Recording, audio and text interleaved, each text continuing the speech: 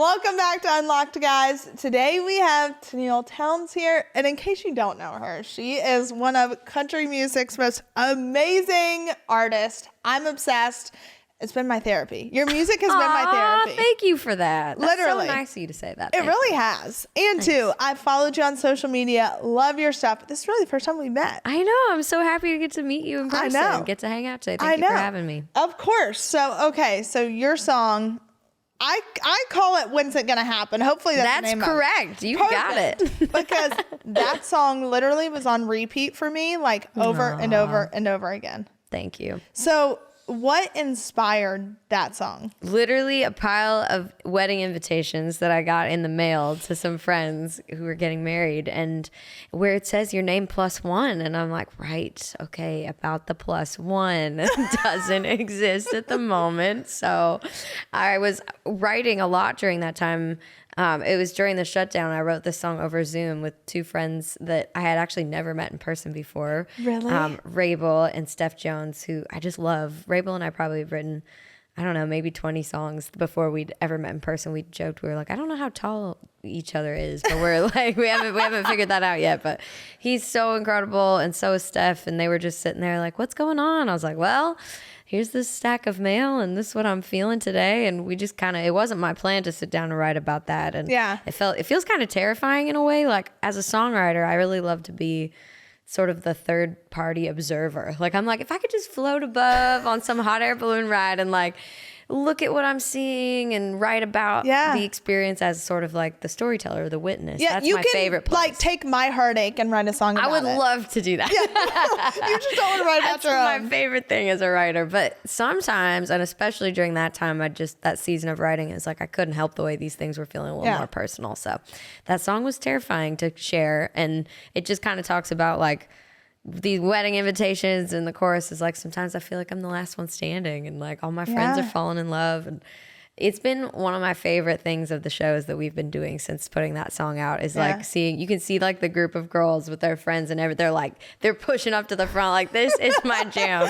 I think one of the shows we played recently, they just like rushed to the front from their seats, and I just moved the mic stand. I was like, I'm coming to party with you guys. Like, we are standing together in this feeling. I love the energy from you. It just makes me smile so much to know that you can stand with somebody in a feeling. That's the best part of music, I think. It is. With that song, like you said, I remember it's like 27 dresses. Yes. Like, how many times am I going to be a bridesmaid? I know, I feel How that. many times am I, like, all my friends going to be getting engaged, getting married? Like, I've had friends get engaged, get married, and get divorced before I've ever even gotten married. One time. One time.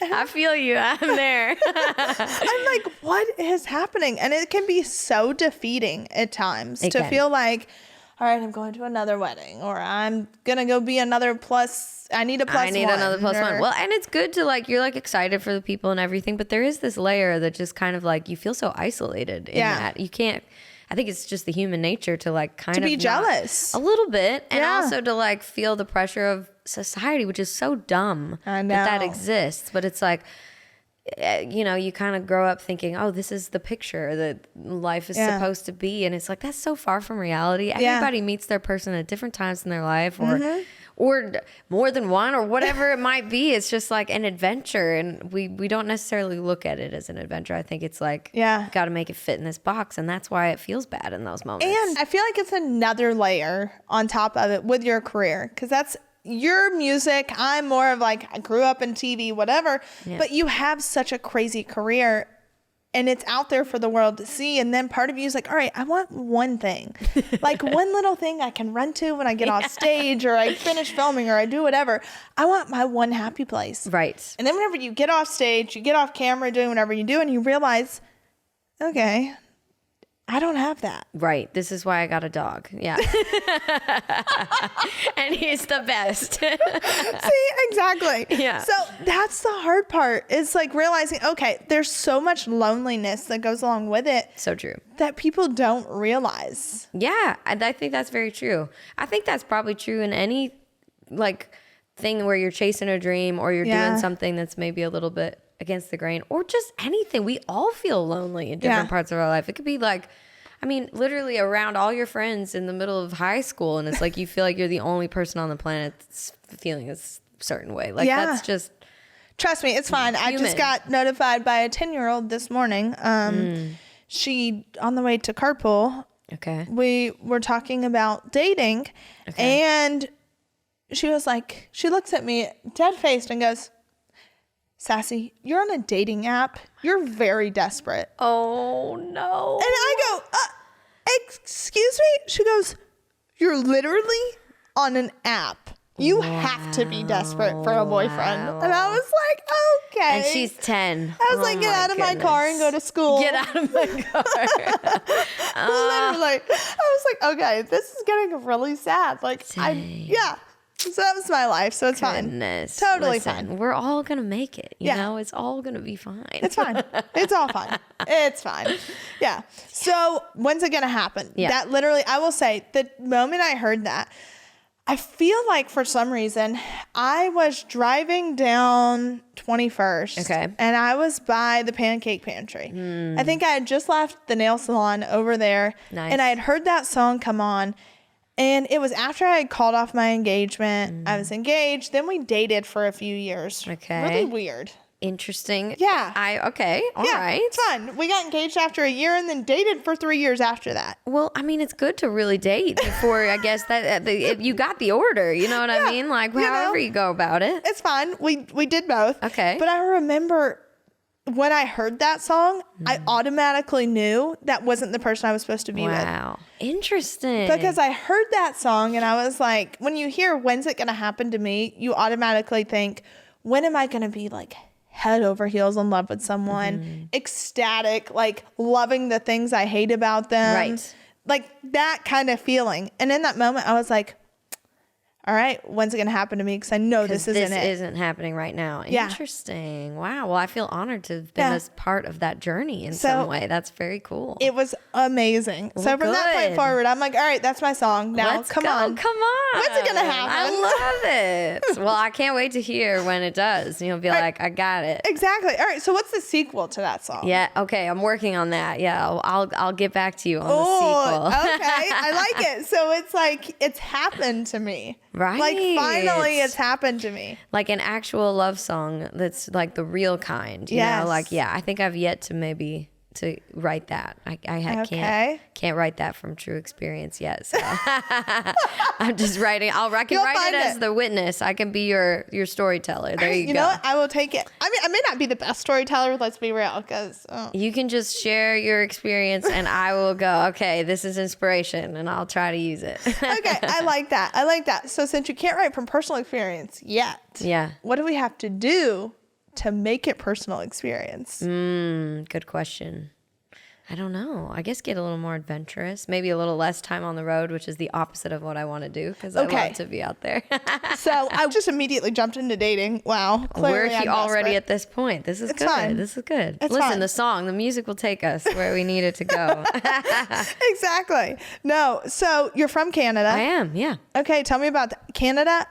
One of my favorite places ever. I love that you love Canada. Love it. Where have you been? What do you love? So I spent New Year's Eve in Montreal. Oh, that sounds fun. Yes. Montreal's great. Spent New Year's Eve in Montreal and then went to Quebec City. Also love. So beautiful. I felt like I was in a Hallmark movie. I know. It's all cobblestone streets and little hanging lights. It's beautiful. And I did like a food and wine tour. And nice. With my at that time, I guess she was 75-year-old grandmother. That sounds lovely. Like she drank and ate, and it was the best time ever. You were doing it right. That's so great. I love that. It's my favorite place. So where in Canada are you from? I'm from Alberta. So it's kind of like north of Montana. It's just like a short 45-hour drive away from Nashville. So God, I made the drive like 8 years ago, I guess. But yeah, that's where I'm from. It's like wide open skies.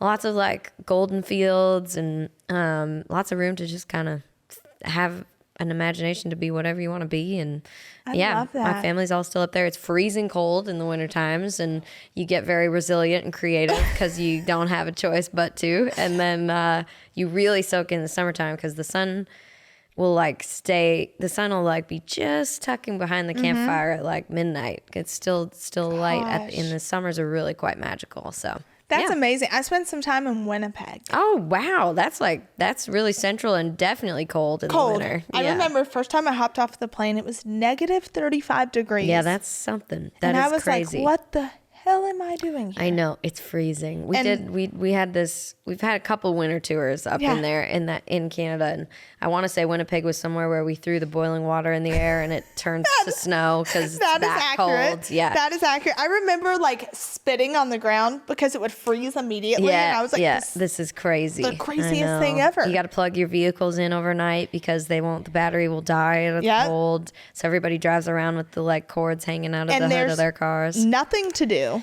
Absolutely nothing. Except I remember play some music and learn the guitar and play some music, play some card hockey, games, play some hockey. Or we went to like this little cafe that was like all for board games. Yeah, that sounds about right. So we would like play board games and go home. My family gets very competitive with those. Yeah, lots of cards. Terrible. Because you just got to stay inside and stay warm. And, yeah. And then that's why people really, I think, love the different like sporting events or also music events that come through because it's like something to go do that's not. Yeah.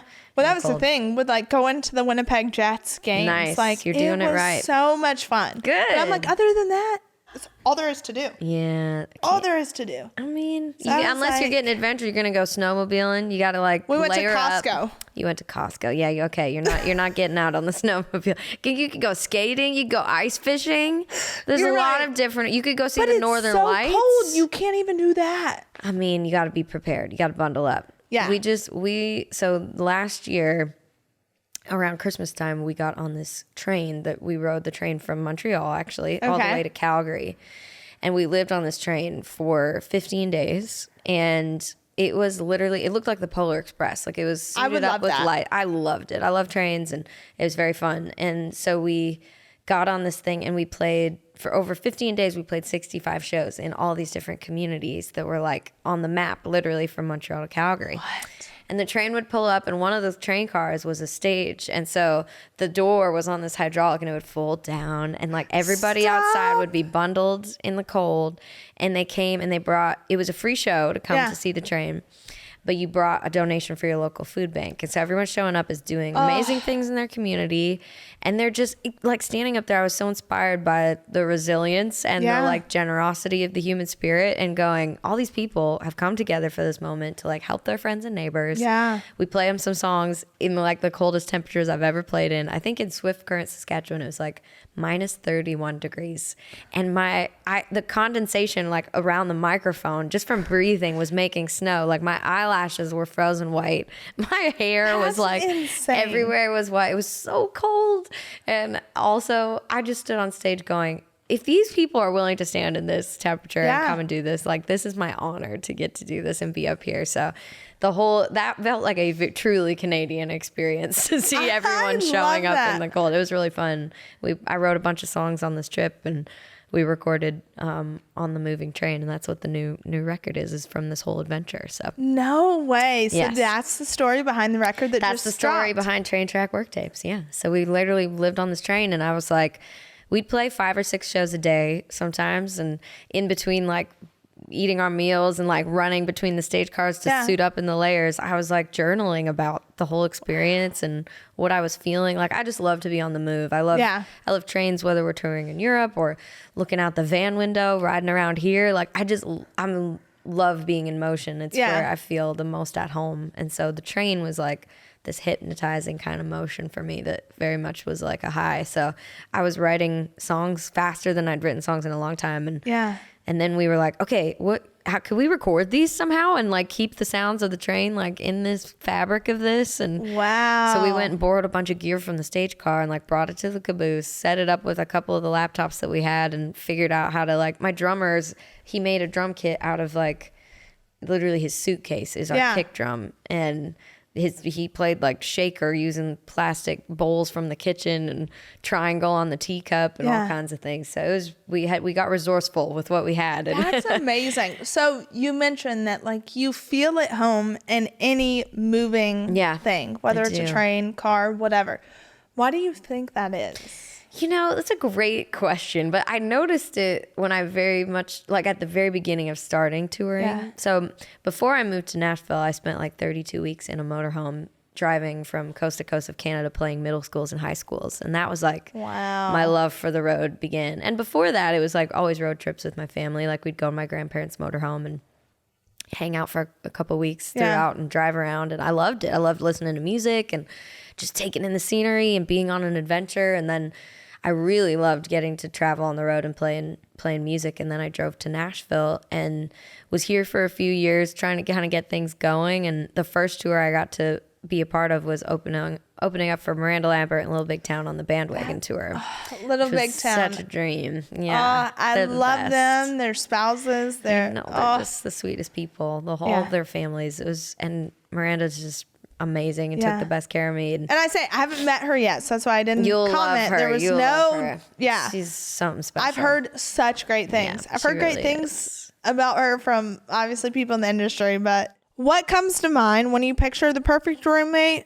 One who comes when you call, one who doesn't forget to lock the doors, or one who doesn't steal your milk, maybe just a little bit of the time, hoping you won't notice. At apartments.com, we understand that when it comes to roommates, a pet can be your best friend. They're easygoing, eat what you serve them, and never clog the toilet. And that's why we have the most pet-friendly rental listings on the internet. And with instant alerts, you'll know the moment your perfect pet-friendly place becomes available. So when you need a place that's pet-friendly and human-tolerant, check out apartments.com. The place to find your pet-friendly place. This episode is sponsored by BetterHelp. You guys know I've spoken about BetterHelp tons of times before, and that's because I am a huge advocate for therapy. It's so easy to get caught up in what everyone else needs from you, and you never take a moment to think about what you need from yourself. But when we spend all of our time giving, it can leave us feeling stretched thin and burned out. Therapy can give you the tools to find more balance in your life so you can keep supporting others without leaving yourself behind. Therapy has been a huge thing for me. Over the past, I would say probably 4 years, I've truly dug deep, and it's kind of been my saving grace through everyday life experiences. So if you're thinking of starting therapy, give BetterHelp a try. It's entirely online, designed to be convenient, flexible, and suited to your schedule. Just fill out a brief questionnaire to get matched with a licensed therapist, and the best part about the whole thing is that you can switch therapists at any time for no additional charge. So find more balance with BetterHelp. Visit betterhelp.com/Savannah today to get 10% off your first month. That's BetterHelp, HELP.com/Savannah, SAVANNAH. But yeah, that was my first tour. She literally like went to, I think it was a Walmart or a Target or something, and got me like my first duffel bag of like essentials for the tour bus. And like I never slept in a tour bus, never played an amphitheater. It was my first day of radio tour. It was like a big first day for sure in Charlotte. And so that was when I realized how much I loved that part of being on tour and being on the road. And it's just, my love affair for it has grown ever since then. And it's become like this thing where, I mean, it's kind of like the adrenaline high of being out doing the thing that you love to do and feeling connected to these people singing the same song. And it's like, oh, such a high. And then to come home and it's really quiet and weird. And like riding the highs and lows of that is definitely a thing. But I don't know. It's just sort of in me. I've always loved motion. And I think it's part of like maybe a little bit of the human condition. Like we're always looking for something.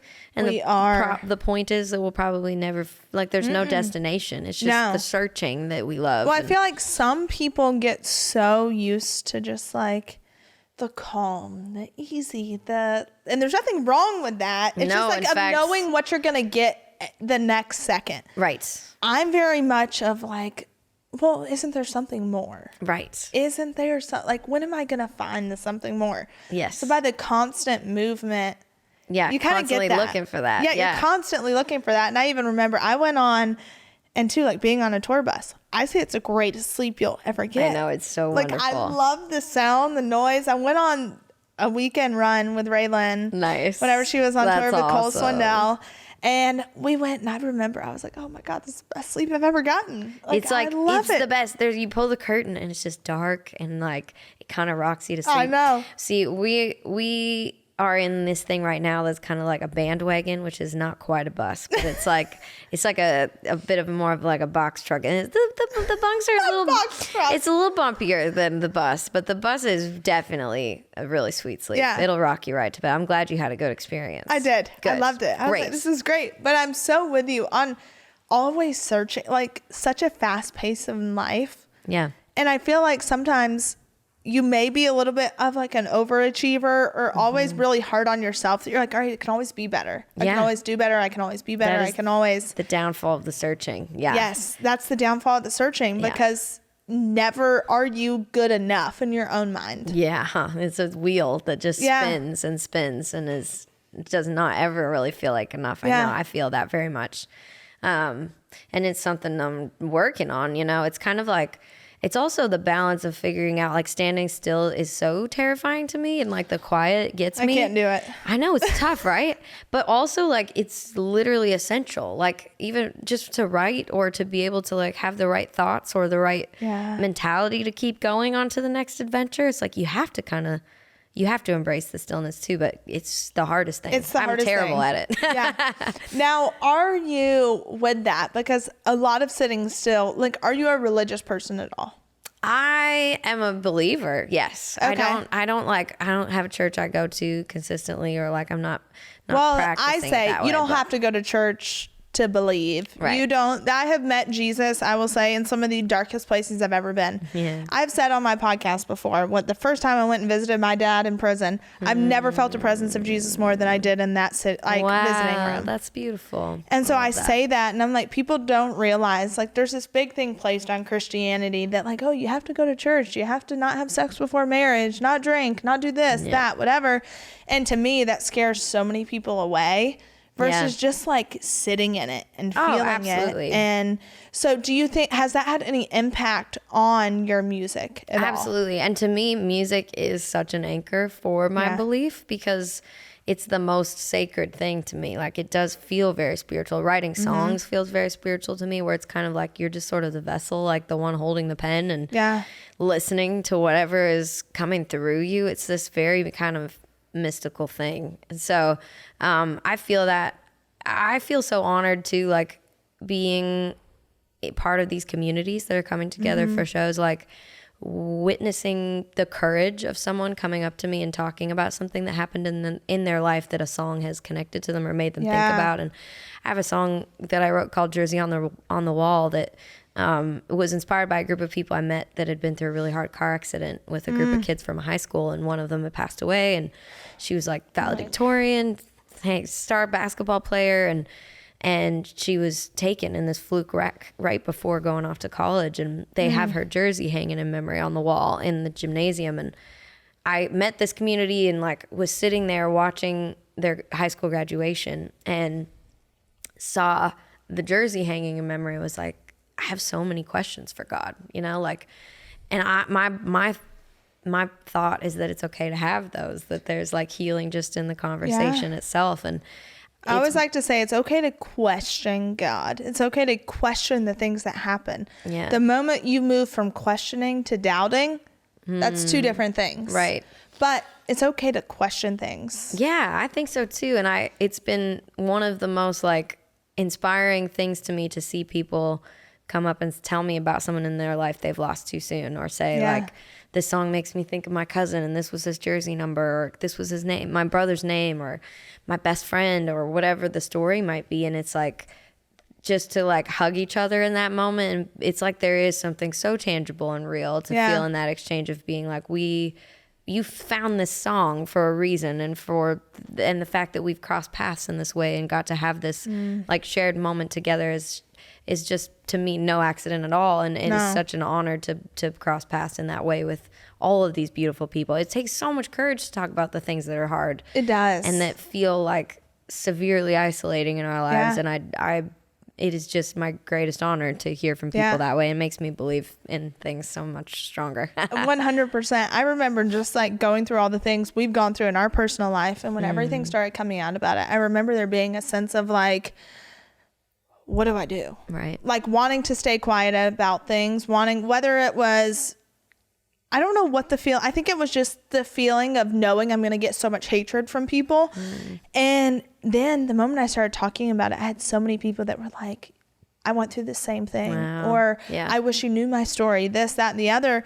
And it makes such a difference. And then, you know, in the country music world, obviously, in the entertainment world as a whole, you have just a ton of judgmental people, tons of judgmental people, and life and everything. Everyone's so judgmental. But then I think what made me, everyone really in this industry has been so perfect, you know, and then you had Jelly Roll come along.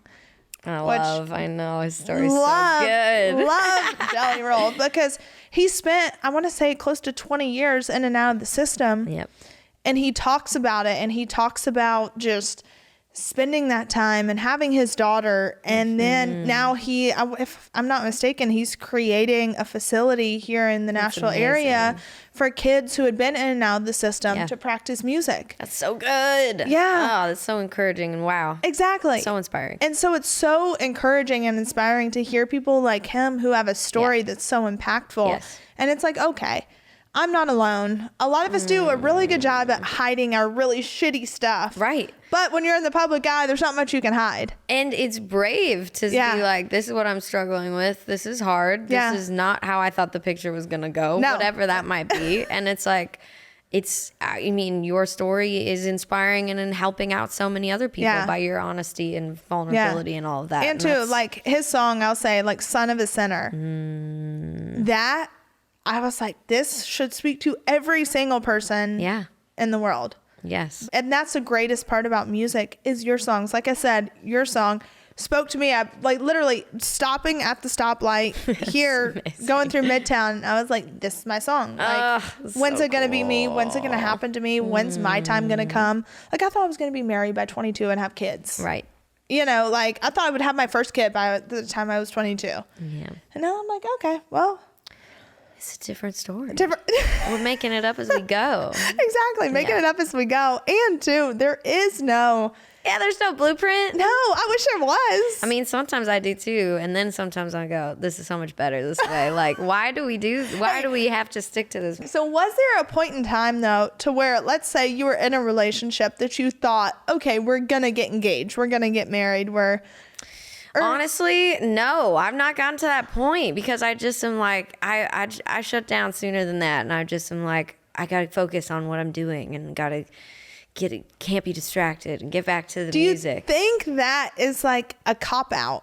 Probably. I'm sure. I was trying to talk to my therapist about all of these things. We'll figure it out one day. I love therapy. I'm like, that's been my greatest. I went to Onsite. We were talking about Shane McAnally before. And so Shane and I were talking. He was like, you should really try this place. And so Shane had gone there. And it's like intensive therapy for a week. Yeah. And I say it's the greatest gift I've ever given myself. Good for you. And like I left there and I was like, okay, it all makes sense now. That's so good. But trust me, you leave with a mess that you're like, all right, I've got to fix all these things. But isn't that the point? That nobody's got it figured out. Nobody does. That is so true. Yeah. Yeah. So, okay. So there was never a time so you're not that person to where you get into a relationship and you're like, all right, I'm going to marry this person. No, I think it's probably protection mechanism in myself that's like, don't get too close. You know what I mean? Where do you think that comes from? That's a good question. Like, are your parents together? So my parents were high school sweethearts and they met, and were like married on the playground in second grade. So I grew up thinking that was going to be the situation. And when I got through high school and it wasn't, I was like, well, now what? What does that mean? And also, thank God, because I probably would have never left my hometown and chased my dream that way. So it's all the right or left turns one way or another. So do you think maybe it's because you have this fear of not having what your parents have? I'm sure that's probably in the mix, yeah. Dear, I love this. I love how different we all are. Isn't that crazy to think about? Yeah. It really is. The fear of that, and also probably just the fear of like, maybe losing myself in somebody else, Like I think that I can be quite like, I love to be a listener and I love to be like, to take in people's stories and like the empathetic side of what I really love to do. There's sometimes like a blurred line between where do I stop and where does that, like, I think. Where do you start giving yourself or pleasing somebody, like the people pleasing side of what is difficult for me to kind of navigate becomes hard in relationships. So I think I'm like, oh, I'm just going to not even go there, because then I'll be able to keep focused on my mission a little better. No, you deserve more than that. Okay, now it's my new goal. All right. I'm hooking you up with someone. Oh, goodness. I'm going to find a great... Look, Erin's over there rolling her eyes. We're getting it going. Are you going to... Yeah, I'm going to definitely keep watch over here. Back to what we were talking about. What were we talking about? You got me sidetracked. Oh, yeah. So now I'm going to set you up with someone. We were actually talking about that cheese platter over there. I think we were talking about something else. Okay. So let's see. If you had your ideal person, would you date someone? I'm sweating. You're making me sweat over here. I don't know. Would you date someone in the industry? I don't know. Yes, I don't know the right answer to that, because I mean, I feel torn. Like, some of that seems like, oh, there'd be understanding. Yeah. And like this sense of maybe like, oh, we could both like some of the same things. Yeah. Both love music. That'd be awesome. Yeah. And then part of you is like, don't shit where you eat. Right. Look, I'll you drop it on your lap. Oh my God. There we go. Can we just talk about this platter? Gift. Thank you so much. Well, I'm going to have a grape. And, I think that's an olive. Oh, no, it's an olive. And you don't like olives? No. This is an olive. Wow. Oh, man. You want to spit it out? Serves me right. No, it's okay. I'm just trying to be distracted. She's going to eat you.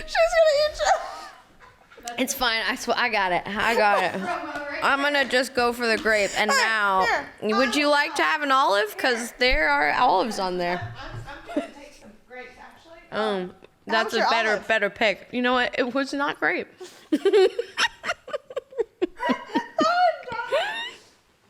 But this cheese is awesome. I see what you guys are trying to do, and you're trying to distract me. So you would not date someone in the industry. I'm not saying I wouldn't, but I'm just saying, I don't know. I could see the pros and cons to both sides. It would be nice to have some understanding. Maybe the too close quarters is too much. You know what I mean? See, Andrew, I don't know how it would ever work. I know. I don't know. Because I will say, with a schedule like that.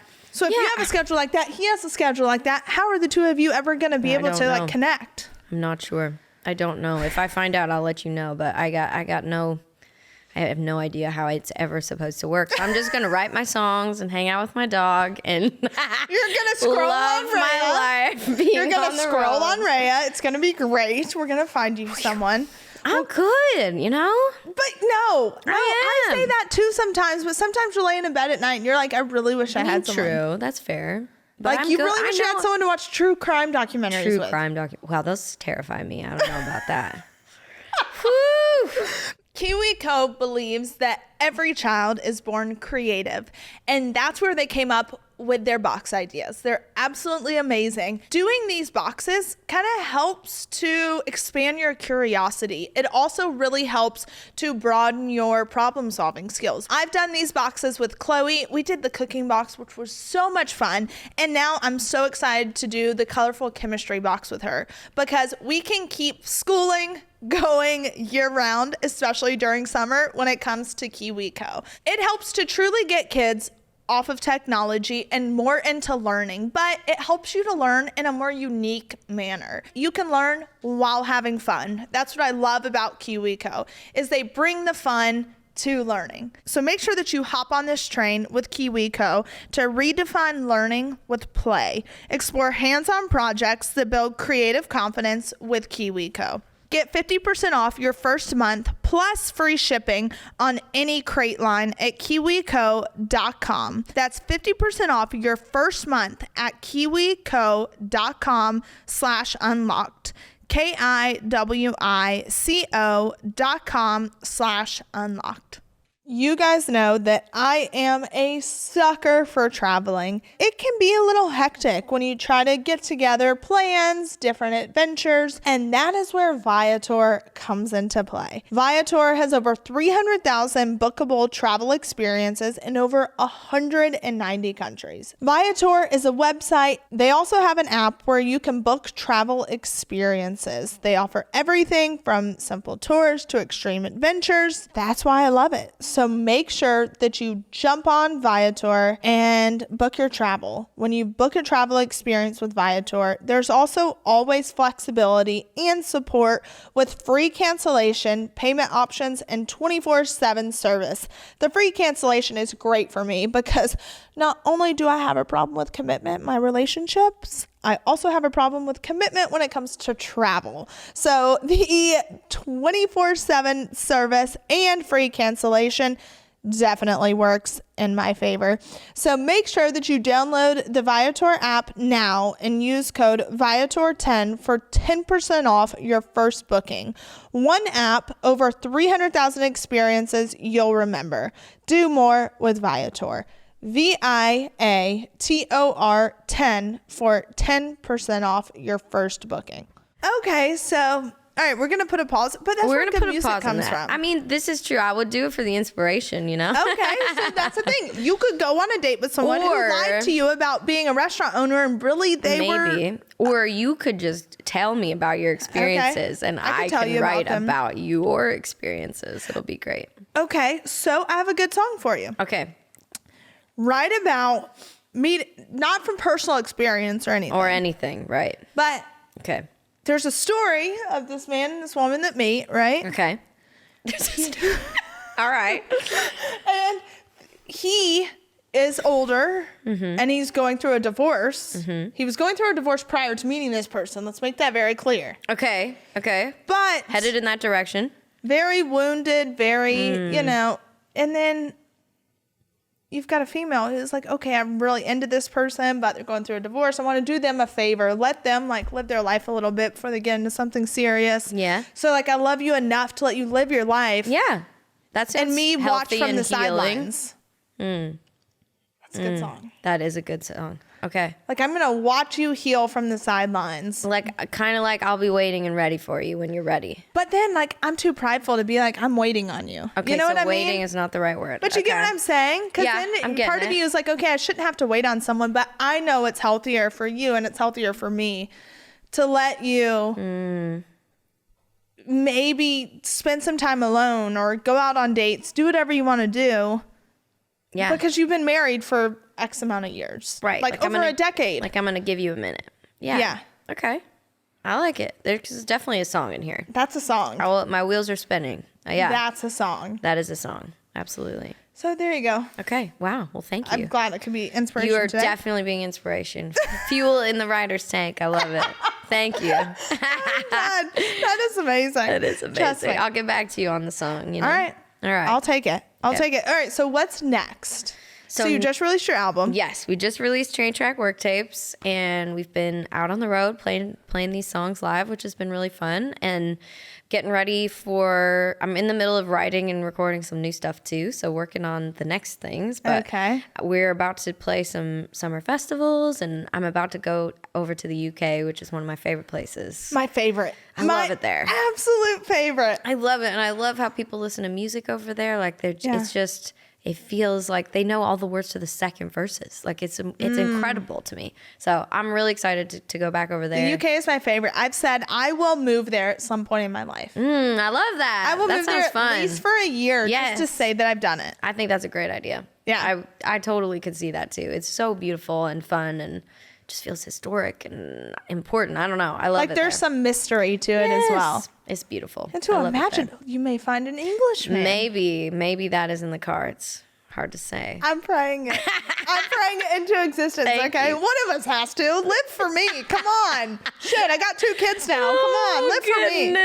All right, thank you for that. And then from there, we're going on tour with Shania Twain this fall, and I'm pretty excited for that too. That's gonna be so much fun. Yes, I have a crazy Shania story where I was obsessed. She's my hero. And I was 9 years old, and I made a sign that said, "Shania, can I please sing with you?" And I had my mom glue gun me a costume to look like her Miami concert DVD that I had watched literally 5 million times. So I had the yellow ponytail on top of my head, and she's got the yellow stripes down the black pants. Okay, so that's the outfit.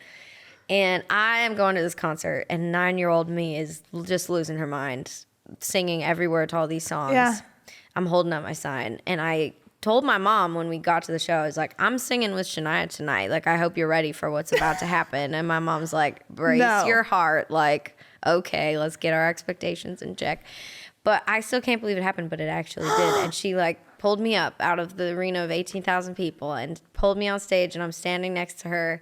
And like, I got to sing a song with her, and then she asked me to sing a chorus of something by myself. So I'm looking out, and there's like 18,000 people out there. I can barely kind of see past the fog of the lights. Yeah. But I'm just standing up on, she had like 3 tiers to the stage. It was in the middle, and we're standing on the top tier, and I'll just never forget looking around being like, yeah, this is it. Like, this is what I want to do. And so I sang the chorus of Honey, I'm Home. And then she was like, all right, I should bring you back to your parents now and drop me back off. And I was like, see, Mom, I told you. Like, that was so awesome. And like, now it's just my mission to keep paying that feeling forward to whatever little dreamers are next down the line. Stop. So this tour is very surreal because we're going back to Edmonton, to the city that this happened in. It was 5 hours away from my hometown. And is there a video of this? To be honest, I've never found a video of it because this there's is our gotta be PSA. one somewhere that someone has. I've definitely got photos sent. And a crazy story is the people who were sitting next to us, like our tickets somehow were not next to each other, and my mom was stressed out. So we sat like squished on one chair, and we were hoping no one would catch us because it was technically our seats were apart. Yeah. And the people sitting next to us were so kind. And they were like, don't worry, it's all good. She's fine here. And they snuck a disposable camera in their purse. And that's we have a whole film roll of this because the sweetest people beside us like pretended to be my auntie and gave the fiddle player the disposable camera. So I have photos of it, but I have no video. Okay, this is our PSA. If anyone has a video. If they have a video from December 3rd, 2009. That is amazing. In Edmonton. Holy cow. Yeah. That is so exciting. Congratulations. Thank you. So this will be a very cool full circle. I'm looking forward to that very much. Can you please recreate the outfit? You know what? I should work on that. That's a great idea.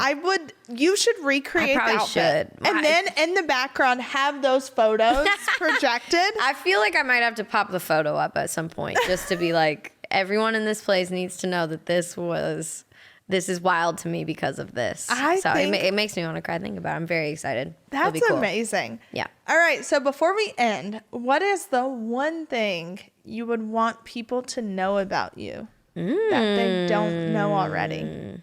Wow. What a great question. What's your answer? Oh, the one thing to know about me? I mean, I don't know. I love hot dads. That's amazing. No, I'm kidding. They already know that. Look at Sean. Sean goes, we know that. Not very deep. No, God, deep. I go deep all the time in all my podcasts. What's the one thing people don't know? I want people to know. I think that maybe the fact that so I love to perform on stage and I love to write songs and I love the like energy of it and the high of being around people. But reality is that I am definitely also like an introvert and that I'm like recharged by sort of maybe just like being more reflective and introspective. Like that's a very true part of me. And sometimes I think we see people that like look like, oh, like they were very enthusiastic and out this way, but it doesn't mean that like there's also something going on inside that's like, I don't know, maybe struggles with that too. And it's like, I think I'd want people to know that just in case they also struggle with it and we can just do that together. Or when they catch you on a bad day. If someone catches you out and they're like, oh, she wasn't the nicest or she didn't look kind or she didn't. It's like I'm internally freaking out and just need a moment probably. Yeah. Because like I know for me, sometimes it takes all I have to just show up. Sometimes too. Absolutely. I think that's very normal and nobody really says that out loud enough. So I'll say that that's what that would be my answer today. That's amazing. Yeah, it takes all you have to just show up sometimes. So maybe when you're not on stage, you just completely shut off. A little bit, yeah. Yeah, I'm the same way. Okay, see, it's normal, guys. This is normal. It's very normal. It's good. Okay, I love that. Well, congratulations on everything. Thank you. Thanks for having me. I'm so glad to get to know you a little more and get to be a part. I love that you do this podcast. And it's fun. It's like a fun little hour of coming and I'm just like, be as you are, say what you want to say. Yeah, and just like good, wonderful, honest conversation. Hey. Thank you for caring about people like that. It's really cool. My favorite thing to say is like, it's okay to not be okay. Yeah. Totally. It's okay to not be okay. It's okay to have a bad day. It's okay to be great. It's okay to whatever. Show up as you are. I love that. So now, guys, we're going to find Tenille. Oh, gosh. Setting up this dating profile. I'm terrified. Thank you for that. Until next time. Until next time.